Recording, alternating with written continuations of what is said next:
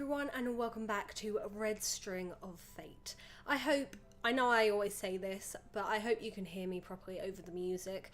I put it back on because I feel like it's a little too quiet without the music, but hopefully, I don't even know if you can hear it because I have it so quiet, but hopefully you can hear it okay, or hopefully you can hear my voice okay over the music, but it should be there. If it's not, then I don't know. Hopefully things will go a little better with the game, audio and commentary balance when I get my own computer. But we're here, we're about to talk to this guy whose name I can't remember. Aaron? No. Yeah, Aaron. And then Luke's the other one. So we're about to talk to him. We just had an argument with Luke. I think it was about him being too protective or something like that, but he just walked out and he was crying. And now we're talking to Aaron. I cradle the phone in the crook of my neck, chuckling to myself as I fold another pair of pants to place into my suitcase. Yes, Aaron, I've checked my room 4 times. I didn't find the disc you're looking for. If the video just cuts off suddenly without an outro, it's because my family got home and so I would have had to just cut it instantly. Honestly, why would it be in my room in the first place? Oops, I forgot to put my pop filter on the microphone. Well, it's too late now. Aaron's frustrated voice comes over the phone, and I can almost picture him pouting on the other end. I don't know. I thought it might have slipped out from my backpack when I dropped by your dorm room the other day. I guess not. Thanks anyway. Well, I hope you find it soon. I hope so too. It's going to be a boring winter break if I don't have my favourite game with me. He lets out a despondent sigh, and I can't help but chuckle again. So you're heading home for the holidays? Yeah, just finishing up my packing. Should be done soon. What? Aaron doesn't speak for a moment, and when he continues, his voice is softer than usual, somewhat hesitant. Have you heard from Luke? Since, you know. My smile fades at the mention of Luke, and I bite my lip, the memory of his slumped back as he walks away from me still vivid in my mind. No. As I expected, I guess. You did break his heart after all. I didn't break his heart. He's not romantically in love with me, remember? Yes, he is. God, Valerie, you're either blind or you're just in denial. I don't bother to respond, knowing full well which one is the correct answer. Did you at least say bye to him before you leave for the holidays? Is he gonna, chase us down at the airport, have, a Ross and Rachel moment? No. Val, that's not very nice. We haven't talked in 2 weeks, Aaron. I'm not going to suddenly text him just to tell him I'm heading to my grandparents' place for the holidays. He wouldn't really care anyway. It's not like we hang out anymore. Val! His uncharacteristic, disapproving tone brings a weak smile to my face as I mimic him. Aaron. I really think you should... Whoops, that scared me a bit. Loud, rapid knocks come from my door, drowning out Aaron's words. I turn to the door, frowning. Who is it? Hang on, Aaron. Someone's at my door. I'll call you back later, alright? Ending the call, I stumble to the door and pull it open. What is it? Oh. Luke is standing in front of me, his fist still raised in the air from knocking on my door. My heart leaps at the sight of him, but I quickly squash the emotions, clearing my throat. Oh, Luke, it's you. Good afternoon, Valerie. Luke shoves his hands into his pockets, his voice coming out stilted. He's clearly uncomfortable, and as I avoid his eyes, I realise I feel just as awkward after everything that has happened. What are you doing here? Did you leave something here like Aaron did? No, not exactly. He takes a deep breath but doesn't speak. I lack the courage to ask, so I stay silent, waiting for him to continue. Sorry if you heard that car outside. May I come in? Of course. I take a few steps back to let him enter my room. He sweeps his gaze around my room, noting the open suitcases and clothes strewn all over my bed. Surprise! Oh, he already knows. Aaron told me you'll be leaving for the holidays today. I frown, making a mental note to berate Aaron for being a meddlesome idiot as always. Of course he did. Well, it's not really a big deal. It's just a month of holidays. But I didn't want you to leave without us fixing whatever's between us first. Is this the end? Is it getting close to the end? I pretend to be unaffected by his words, but my heart rate has doubled and my breathing has become shallow. What do you mean? He exhales loudly, his hand rubbing the back of his neck. After a long pause, clearly filled with internal struggle, Luke blurts out 3 words that make me freeze in place. I love you. Honestly, I think it's a bit early for I love you. Like, I'm interested in you and I kind of like you, I think would make sense. But for him to just full on be like, I love you this soon, it's just a little, like, obviously this is a dating game, a dating sim, so it is gonna be like a dating sim, but it's just, I don't know, I feel like it's too soon for I love you. I'm in love with you. You're right. Turns out I don't know what his voice has become. Turns out I do believe in romantic love after all. I'm still too stunned to move, and I can hardly breathe as Luke grabs both of my hands tightly in his, stepping closer to me. Oh, here we go.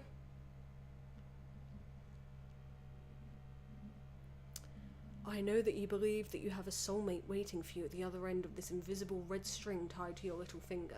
This penguin's totally creeping on their moment. I know that you have plans to travel around the world until you find him. I'm sorry, I know they're having a moment, but I would love it if it turns out that the reason she hasn't found her true love yet is because it's a woman. She's like, I have to go and find him, and then it turns out to be a her. That would be a good twist. I know that you've told yourself you won't fall in love until you find your true love. I know that I'm not your soulmate if you do have one. I know all of that. I don't know why I'm being so dramatic. But still, I fell in love with you. I don't know if it's translating into the video, but I'm reading this like in kind of a dramatic way. You made me believe that whether I have a soulmate or not, I can still find love and be loved in return. You made me realize that just because I don't have a red string of fate like everyone else doesn't mean I can't fall in love and be happy for as long as it lasts. You made me fall in love and... He breaks off, closing his eyes and taking a deep breath. I can only silently stare at him, still unable to speak. Would you please give me a chance to make you happy? I can make you happy even though we aren't technically soulmates according to the red strings of fate. And if you aren't happy, and you still want to travel around the world to find your soulmate in 4 years when you graduate, I'll let you go. I promise I will. I love you, and I'll do anything to make you happy, even if it means letting you go when the time comes. So will you let me try and make you happy? Sorry, I was trying to see if the music was still playing. I don't think I've breathed at all since Luke began his heartfelt declaration of love. It's only when I begin to feel lightheaded that I suck in a deep breath, blinking rapidly at him in confusion, trying to make sense of what is happening. Did he just... Luke chuckles, but it comes out slightly strangled and very much nervous. I'm sorry, I know this is really sudden. I can only manage a nod, still trying to find my voice and wrap my mind around what just happened. Luke is in love with me. My best friend, Luke. Oh yeah, have they been friends for ages? I can't remember. I think she was friends with one of them, then she met one of them for the contest. I can't remember. In which case, saying I love you would make sense.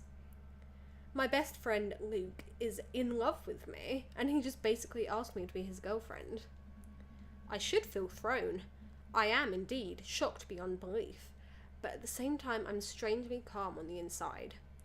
I realise deep down that I've been expecting this. And the scariest thing is, it feels right, as though I've been waiting for this my whole life. How could that be? I lower my gaze, searching as always for the red thread that should be tied around my finger, but as expected, it's not there. What about my soulmate, my red string of fate, my plans, my... Luke squeezes my hands and I lose my train of thought. All of a sudden, I remember the countless happy couples I've seen who seem to be happily in love and perfectly content being with each other, despite their broken strings, despite their red strings that don't lead to each other. Finally, I understand why they can still smile as though the other person in their arms is holding the entire night sky in their palms as an offering. Luke peers at me, a hopeful glint creeping into his dark eyes. Okay. The word falls from my mouth, effortlessly, almost naturally. Luke's face completely lights up, transforming his anxious frown into a breathtaking smile. Really? Yes. I've been trying to fight it, but I think I fell in love with you too, Luke. Luke's eyes widen, his smile growing impossibly wider, but to my surprise he hesitates and questions. What about your possible soulmate? You're right. I've spent my whole life chasing for the ideal, perfect partner who may not exist. I've closed my heart off, turned down countless opportunities, and never gave anyone else a chance. I thought I couldn't be truly happy until I found my soulmate, and that perfect, true love I wanted so badly, but... I duck my head, smiling shyly at him. Maybe you can prove me wrong. There's a beat of silence, and then the doubt finally clears from Luke's eyes, and he pulls me into a tight hug. Thank you. I promise I will. I promise I'll make you happier than you've ever been. I know you will. I tilt my head upwards to look at him, just as he tips his head down.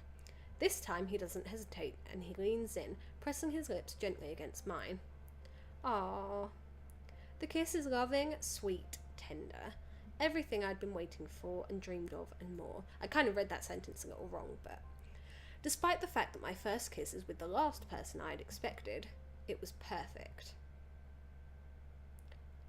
Okay, there we go.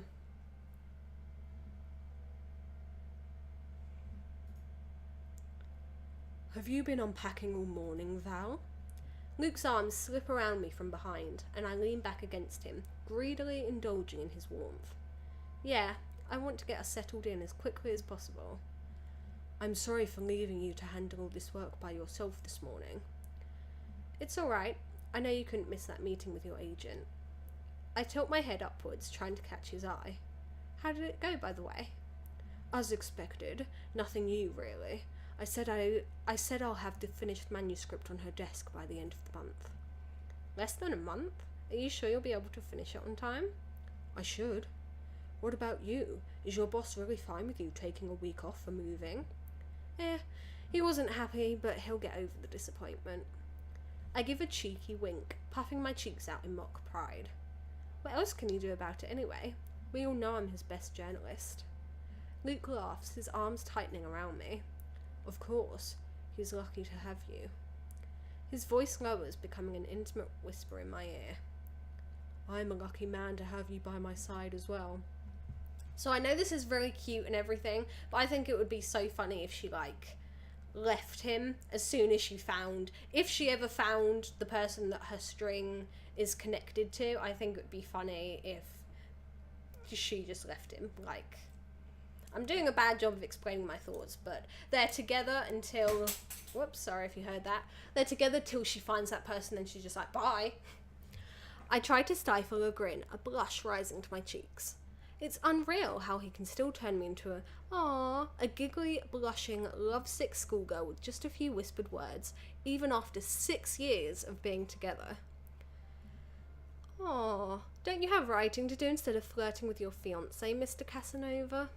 He gives a low chuckle, shaking his head. Not right now. Right now, it's time for me to fulfill my duty as a fiancé and help my future wife unpack our belongings and settle into our new house. A giggle escapes me as my eyes flutter half shut, snuggling closer to him in contentment. Yes, you better. I'm your fiancé, not your slave.